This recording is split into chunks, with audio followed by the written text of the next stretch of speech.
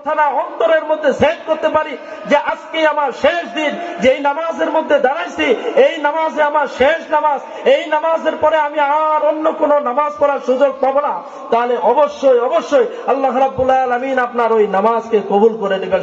সুবহানাল্লাহ। তো আমি কি করব? এইভাবে করে নামাজ আদায় করব। তো মুআজ্জাজ হাজরিন, এখন সময়টা শীতকাল চলতেছে।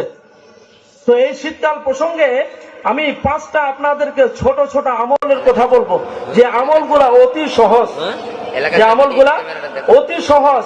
আমি যদি একটু চেষ্টা করি, একটু চেষ্টা করলে আমি এই 5টা আমল অতি সহজে আমরা কি করতে পারবো? আমল করতে পারবো। নাম্বার 1, শীতকালে দিন ছোট, এই জন্য রোজা রাখা সহজ। শীতকালের দিনগুলা কি একেবারেই ছোট।